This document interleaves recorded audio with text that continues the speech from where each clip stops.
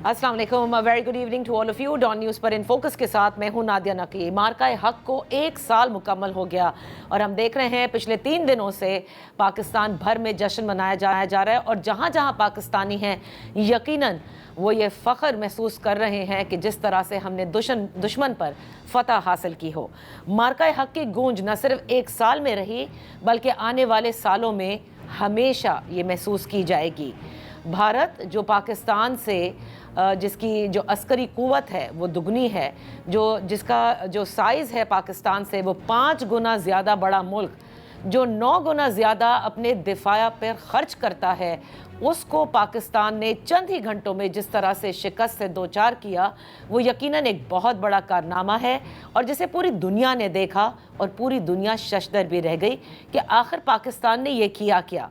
एक पूरा भारत की जानिब से एक ऑपरेशन, और वो भी फॉल्स फ्लैग जिसे हम कहते हैं, और जिस तरह से झूठ पर मबनी पहलगाम वाक़े के बाद पाकिस्तान पर एक असॉल्ट की और एक पूरा स्ट्रेटेजिक ऑपरेशन उन्होंने प्लान किया, ऑपरेशन सिंदूर के नाम से। लेकिन उन्हें क्या मालूम था कि पाकिस्तान मुकम्मल तौर पर तैयार है और अपने वतन का दिफा जानता है। चंद ही घंटों में जिस किस्म का रिस्पांस पाकिस्तान की अफवाज ने दी और पाकिस्तान ने अपना दिफा किया, मजबूर कर दिया कि भारत ने अमेरिका की तरफ दौड़ें लगाईं और कहा कि फौरी तौर पर जंगबंदी की जाए। उसके बाद पाकिस्तान का जो तशख़्ख़ुस है वो आपने पूरी दुनिया में देखा। न सिर्फ पाकिस्तान के दिफा के हवाले से वॉर जर्नल्स के अंदर छपने लगा कि जिस तरह की फ़ाइट पुट अप पाकिस्तान के शाहीनों ने की और जिस तरह से पाकिस्तान ने भारत को शिकस्त दी, बल्कि इसके साथ साथ जो सिफारतकारी है पाकिस्तान की वो भी आउट क्लास रही। भारत की सिफारतकारी आजकल आपको नज़र आ रही है और दूसरी जानिब पाकिस्तान, जिसको भारत ने हमेशा कमतर समझा,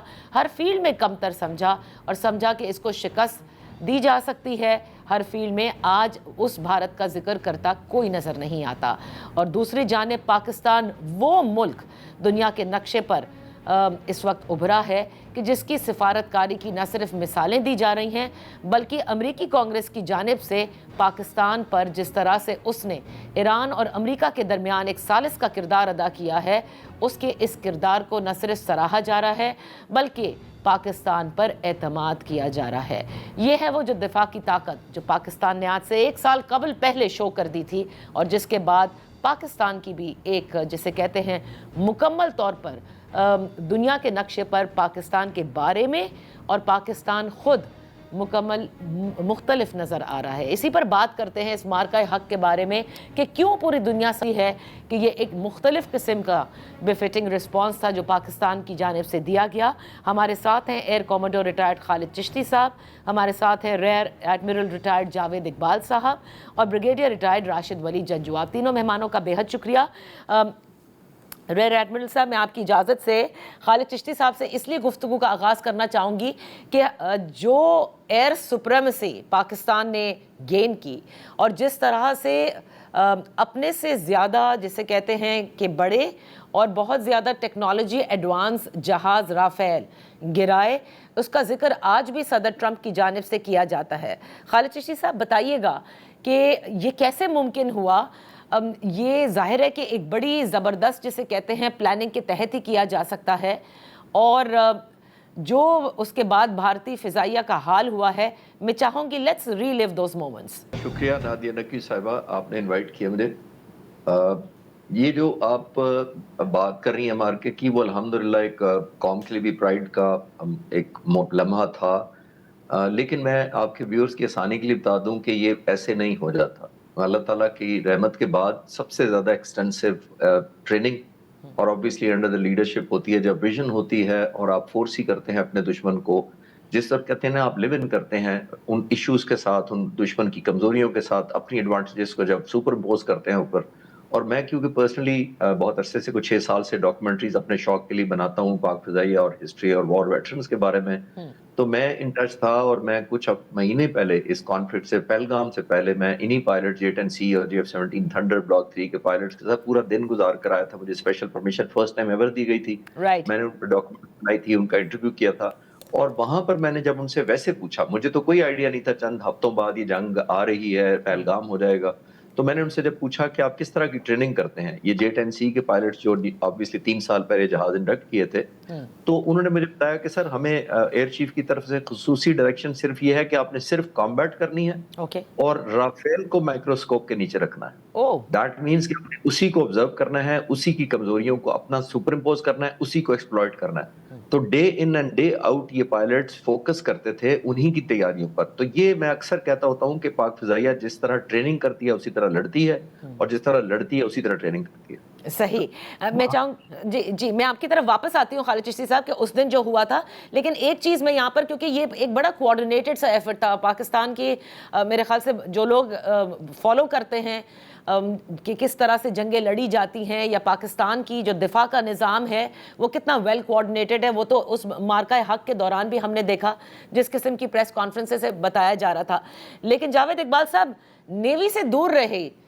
جو بھارتی نیوی ہے، شور انہوں نے بہت کیا کہ وکرانت جو ہے وہ آ گیا ہے پانی میں، وکرانت ایک بہت بڑا جہاز ہے. ٹھیک اسی طرح جیسے وہ رافیل کے بارے میں کہتے تھے ویسے وہ وکرانت کا بڑا ذکر کرتے تھے. کیا وجہ ہے آپ سمجھتے ہیں کہ مارکہ حق کے دوران وکرانت کو پانی میں اتارا تو گیا لیکن سامنا نہیں ہوا؟ جی بالکل، اس کی وجہ بالکل روز روشن کی طرح کلیئر ہے. اب وہ انڈین جو ہے وہ اس کو کبھی کہہ دیتے ہیں کہ ایسکلیشن کنٹرول کا اس کو لبادہ پہناتے ہیں، کبھی کچھ اور کا لبادہ پہناتے ہیں. سمپل سی ریزن ہے کہ دیکھیں کہ جنگیں جو ہیں وہ ہتھیار نہیں لڑتے. وکرانت جنگ نہیں لڑتا، وکرانت کو چلانے والا جنگ لڑتا ہے، یعنی جذبہ جو ول ہے. تو جب آپ جنگ لڑنے سے پہلے ہی اس کو اپنے دماغ میں ہار جائیں، آپ یہ تسلیم کر لیں کہ اگر میں نے یہ جنگ انیشیٹ کی پہلی جنگ تو مجھے اس سے 10 گنا نقصان ہو جائے گا، لینے کے دینے پڑ جائیں گے، تو آپ جو ہے وہ پھر جنگ سے کترائیں گے ایکٹیو وارفیئر سے. مطلب ڈپلائمنٹس تو انہوں نے کی، ڈپلائمنٹس پاکستان نیوی کی طرف سے بھی تھی، اور جو ہماری جو ایک ڈیٹرنس تھی، ایک دہشت تھی، جس کی وجہ سے وہ جو ہے وہ کسی بھی وقت، یعنی شروع سے ہو سکتا ہے انہوں نے فیصلہ نہ کیا ہو، وہ ہر لمحہ کسی نہ کسی ایسے موقع کی تلاش میں رہے کہ وہ کوئی موقع پائیں اور حملہ کر دیں. لیکن پاکستان نیوی کی جو حکمت عملی تھی، جو ہم نے جو اسٹریٹجی کو اور جغرافی کے ساتھ، اور جو ہم نے جو ایک ڈیولپمنٹ اسٹریٹجی کے تحت جو اپنے جو ہتھیار جو ہیں وہ ڈیولپ کیے ہوئے تھے، long range missiles, long range میری ٹائم پیٹرول ایئر کرافٹ، ہماری سبمرین کیپیبلٹی،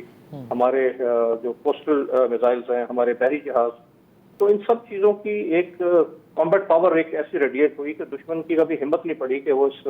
میری ٹائم تھیٹر میں کوئی جارحانہ کارروائی کر سکے. صحیح. ایئر کمانڈر خالد چشتی صاحب، اب فرمائیے گا، آپ نے کہا کہ پہلے سے ہی ٹریننگ شاہینوں کی یہ تھی کہ they have to keep Rafale under the microscope, اور ظاہر ہے کہ آپ نے کہا کہ پاک فضائیہ کی ٹریننگ بہت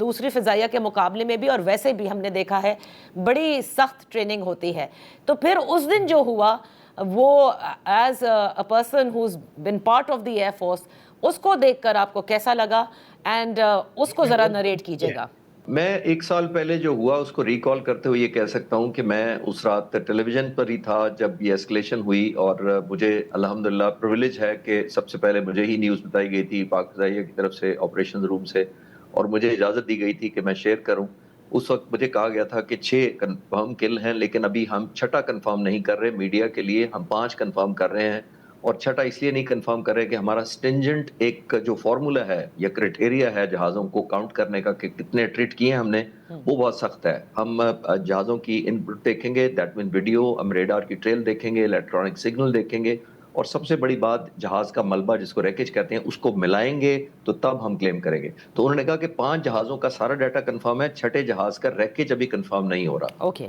تو آپ امیجن کریں گریس ان دا ڈیسیژن میکنگ کہ آپ جمپ نہیں کر رہے گن، آپ صرف ٹریگر ہیپی نہیں ہے کہ بس فٹافٹ اناؤنس کر دیں. تو میں نے نیوز جب بریک کی تھی ایک چینل پر تو میں نے کہا تھا کہ 6 ہیں انشاءاللہ تعالیٰ، لیکن میں آپ کو آفیشلی 5 کنفرم کر رہا ہوں، اور میری دعا ہے اور یا میرا تجزیہ ہے کہ 6ٹھا بھی آئے گا. وہ 6 بعد میں آ گئے. پھر اس کے بعد میرے لیے ایک اور ایڈیشنل ایک فارچونیٹ ایکٹیویٹی یہ ہوئی کہ پورا سال میں نے اس پر ریسرچ کی with special permission of the air force. میں نے 6 تاریخ کو ہی پورا سال گزرنے کے بعد ایک ڈاکومنٹری اپلوڈ کیا، اس کا ٹائٹل بھی یہی تھا، دی 80 ریالٹی.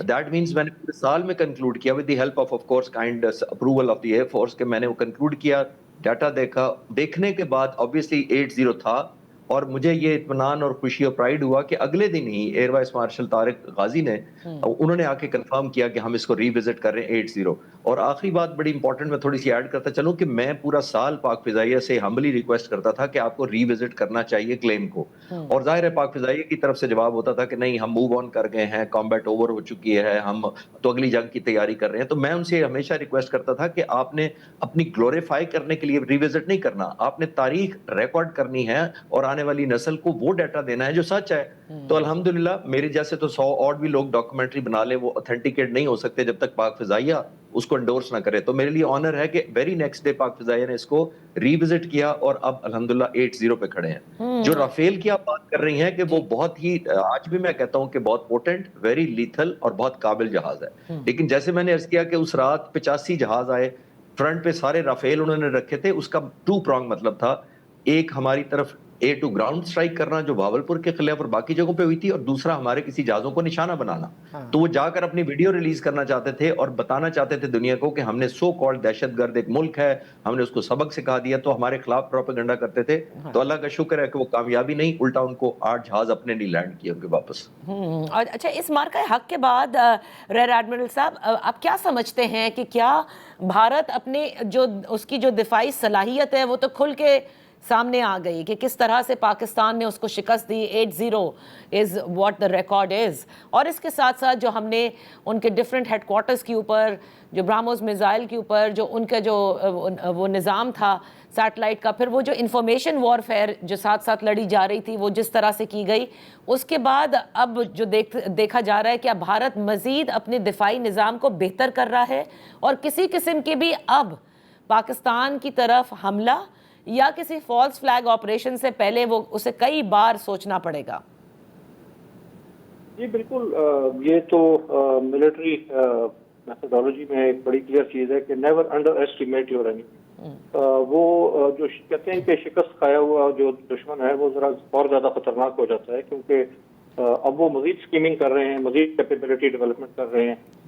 کیونکہ یہ ایک بہت بڑا آپ دیکھیں کنٹینیوم ہے کہ پہلے جب کارگل کے بعد سے یہ ایک مسلمہ حقیقت بن گئی تھی کہ there is no space of war nuclear under hang کے ہوتے ہوئے، کیونکہ نیوکلیئر پاورز اگر جنگ لڑنے پر آ جائے تو ایک انتھنکیبل ڈیمیج ہو سکتا ہے، میوچولی ایشورڈ ڈسٹرکشن اس کو کہا جاتا ہے۔ تو گریجولی آپ دیکھیں کہ 2016 تک ریسٹرینٹ رہا، پھر انہوں نے ایک فالس فلیگ کا اکراس لائن آف کنٹرول جو ہے وہ دعویٰ کیا، پھر وہ انکریمنٹل بی جے پی اور ہندوتوا اور ان کا حوصلے اتنے بلند ہوتے گئے کہ انہوں نے 2019 میں سرجیکل اسٹرائک ہی کر ڈالی پریکٹیکلی، لیکن منہ کی کھائی، اس سے بھی انہوں نے سبق نہیں سیکھا، اور پھر ابھی 2025 میں جو ہوا وہ ہمارے سامنے ہے، اور اس سے بڑھ کے ان کو ہزیمت اٹھانی پڑی۔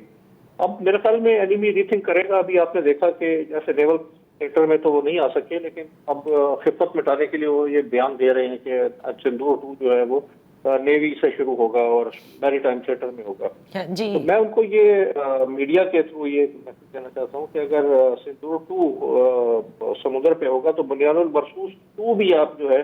وہ اسی شدت کے ساتھ سمندر پر دیکھیں گے، اور یہاں پہ بھی ان کے اندازے جو ہے وہ غلط پڑ جائیں گے اور ان کو 10 گنا جو ہے نقصان اٹھانا پڑے گا۔ تو وہ اپنی اسکیمنگ کر رہے ہیں، اپنا کانسیپٹ آف آپریشن جو ہے وہ ریفائن کریں گے، وہ ایسی کوئی چھپ کر وار کریں گے یا تو جس کے اندر وہ کوئی چھوٹی وکٹری لے کے اور اس کو اپنے میڈیا کے تھرو جو ہے وہ بہت پروجیکٹ کریں، اور مگر جو ان کا جو پولیٹیکل پرپز ہے وہ حل نہیں ہونے والا۔ یہ ان کو بالکل پتہ ہے کہ پاکستان کبھی بھی اپنے کشمیر پہ اور جو کور ہمارے ایشوز ہیں ان پہ کبھی پیچھے نہیں ہٹے گا۔ یہاں وقت ہوا ہے بریک کا، بریک کے بعد ہم اپنی گفتگو جاری رکھیں گے۔